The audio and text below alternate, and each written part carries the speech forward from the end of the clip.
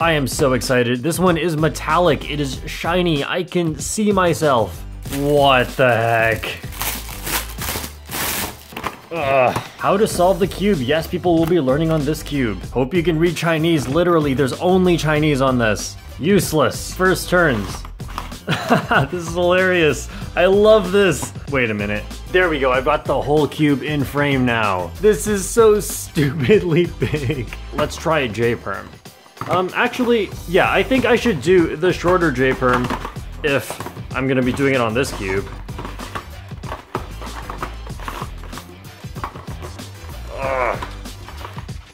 Okay, let's try that again.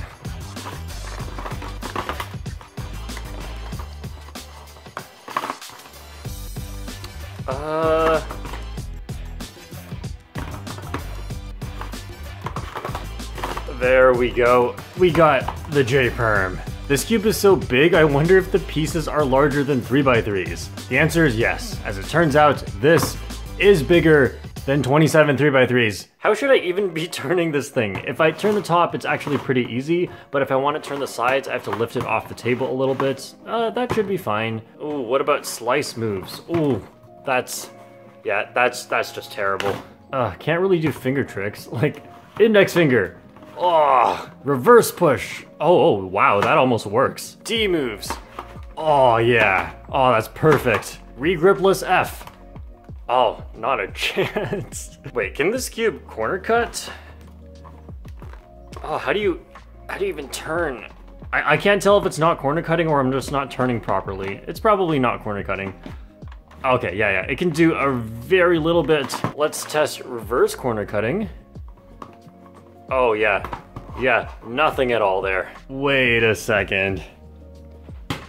Wow, this is way bigger than the 21x21 cube. The biggest cube I have is now just beaten by a 3x3. It feels really dry, and maybe this cube could be faster and help me turn, so I think I should probably put some lube in this. I have a big bottle of Lunar, so I'm just gonna use this up. No, I don't think I should use all of it. The bottle says to use 6 drops, but this cube is way bigger than usual. 27 times as big, so should I use 27 times as many drops? 6 times 27 drops is like 162 drops? No, there's no way. Okay, the surface area is only 9 times. I think I should use 54 drops. All right, we're gonna trust the math. Look at how much we start at, and let's go. There is a 100% chance I regret this. Okay, I put in 27 drops. I am scared to go further. That's half of what I said I would. Let's just see how it turns. Oh, that's really weird. It's just, do you hear that? It's like an extra little snap. I don't know how visible this is, but the green is a little higher than the white. It is actually catching right here sometimes if I'm holding pressure onto the cube from the top. So I think I'm gonna have to be pretty loose with my turning and not push down on the top. I don't feel like there's enough lube. Yeah, I'm gonna keep putting in 27 more drops. Oh wow, I've used a lot of it, but this bottle's pretty big. 54 drops of Lunar lube. Is this cube the best now? Who knows, maybe I still even need more lube than that, but I'm just gonna trust the math. I think 54 is the right number, and I'm gonna see how fast I can solve this thing now that it is turning amazing. Just kidding. A lot of these pieces have that thing where one side is just higher than the other side, and I guess the corner is just catching on it as it goes by. Oh well, I've struggled with worse before. I can do this. The name of the game here is to be optimal with saving moves and not worry about the speed optimal stuff I do on regular 3x3 because there's no turn like U-turn or L-turn or R-turn that's gonna be faster than the others. They're all the same speed. I'm actually counting the number of moves. I have a 6-move red cross, and for green, I have 1, 2, 3, 4, 5. Okay, I'm doing the green cross. Ready, set, go. Okay, red, white, and this one, yellow. As I insert yellow, I'm going to pair up this one and insert it. Let's go straight into the yellow-orange.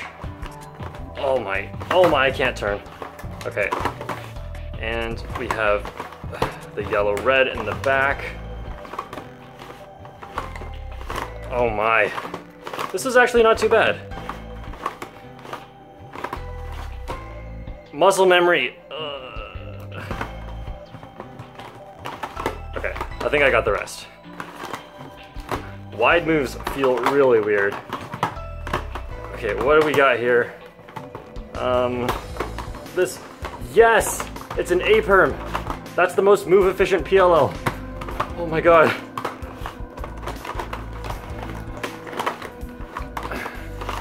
Ah, that was just over 1 minute. Okay, this is the luck we needed. 5 move cross on orange, but with a set up yellow-blue pair. So this could be the one. All right. Ready, set, go.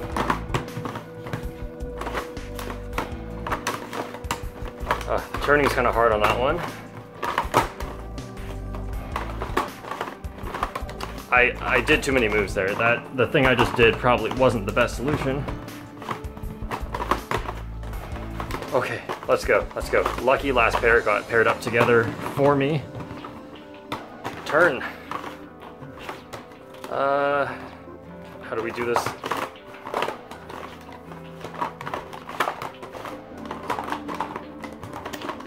This thing doesn't turn sometimes.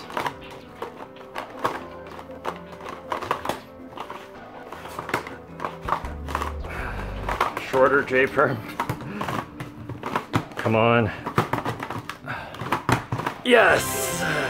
Under 1 minute. I'm sure I could do that even better with a luckier scramble and better turning, but wow, that was fun. Let's actually see if I can, oh wow. I could probably loosen this and do much better. What are the chances this thing pops, right? They're like, can I take out a piece? Oh, I can. This is so funny. It just feels like I have baby hands with a normal size cube. Oh my. This is a pretty, like, not that great mechanism if it can't corner cut. I wonder if there are any engineering issues when it comes to making cubes bigger, because I know you can't just downscale cubes to be smaller ones, because those ones aren't always as great. So upscaling probably has its own issues as well. Let's do one last thing. Hey, it's the checkerboard pattern. Okay, this is a metallic cube. I don't know how metallic it is, if it's just the coating, but we're gonna find out. Oh, wow. This is so shiny and perfectly reflective. It's not metal inside, it's just a normal core and metal on the outside. Or is this even metal, or is it just a reflective material? I don't know, you guys tell me.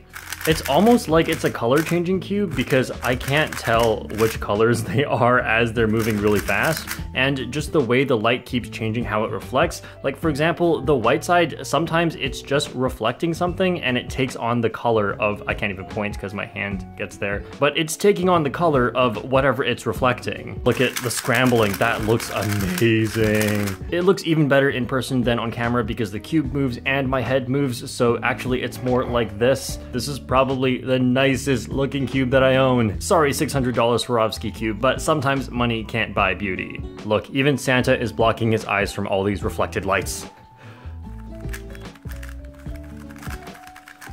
I inspected first 2 pairs, but now I don't know what to do. Okay. Oh wow, this is so hard to recognize. V-perm? Did I even do that right? Yes, I did. 14 seconds, not bad. This could actually be a pretty good cube. Let's look at the corner cutting. It's a bit tough on 45. Less than that, still kind of tough. Reverse corner cutting. Okay, like tornado levels of corner cutting. Oh, what year is this? It has rounded corners instead of the sharp corners. Yeah, the corner twists are so easy. I'm surprised I didn't get one yet. Overall, pretty happy with this cube. I could even just make a full montage of me cubing and watching the fun colors. Is this why I've still been a cuber all these years? Not because I like to push myself to improve, but because I like watching fun colors move? Let's not think about it. And finally, we have the Tornado V2, but the blue limited edition winter version. Okay, as soon as I saw this, I just realized this is like the 4th tornado I've opened. And I'll be honest, every single one I've gotten so far has been a disappointment in its own way.